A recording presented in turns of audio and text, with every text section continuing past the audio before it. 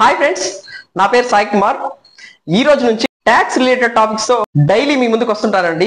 ఎలాగో income tax due date కూడా దగ్గర పడుతుంది కాబట్టి డ్యూ డేట్ లోపు ఇన్కమ్ ట్యాక్స్ రిటర్న్ ఫైల్ చేయకపోతే ఏమవుతుంది అనే టాపిక్ గురించి చెప్తానండి. ఫస్ట్ పాయింట్ ఏంటంటే లేట్ ఫీ అండ్ ఇంట్రెస్ట్ పడుతుందండి. టోటల్ ఇన్కమ్ 5 lakhs బిలో అయితే 1000 రూపీస్ లేట్ ఫీస్ పడుతుంది.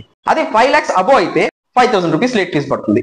ఇంట్రెస్ట్ విషయానికి వస్తే 1% ఆన్ అన్పేడ్ ట్యాక్స్ అమౌంట్ అండి. ఫర్ ఎగ్జాంపుల్ మీరు 20,000 ట్యాక్స్ పే చేయాలి, 10,000 టీడీఎస్ కట్ అయింది, లేకపోతే అడ్వాన్స్ ట్యాక్స్ 10,000 పే చేశారు. రిమైనింగ్ 10,000 మీద 1% పర్ మంత్ పే చేయాల్సి ఉంటుందండి. ఇక సెకండ్ పాయింట్ వస్తే డిడక్షన్స్ ఏవి క్లెయిమ్ చేయలేరు.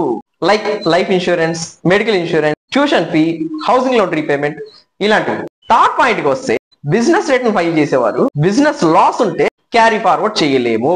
ఫోర్త్ పాయింట్ కి వస్తే క్యాపిటల్ లాస్ ఉంటే కూడా క్యారీ ఫార్వర్డ్ చేయలేము. ఫర్ ఎగ్జాంపుల్ షేర్ సేల్ చేశారు, 2 lakhs లాస్ వచ్చింది, నెక్స్ట్ ఇయర్ 4 lakhs ప్రాఫిట్ వచ్చింది, బ్యాలెన్స్ 2 lakhs మాత్రమే ట్యాక్స్ పే చేస్తామండి.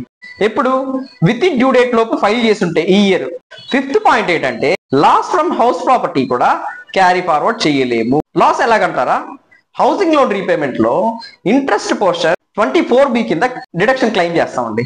ఆ డిడక్షన్ అమౌంట్ ఆ ఇయర్ లో అడ్జస్ట్ అవ్వకపోతే క్యారీ ఫార్వర్డ్ చేయలేము. సో ఇన్ని అడ్వాంటేజెస్ మనం కోల్పోతున్నాం కాబట్టి విత్ ఇన్ డ్యూ డేట్ లోపు ఫైల్ చేసుకోండి. ఉంటాను, బాయ్.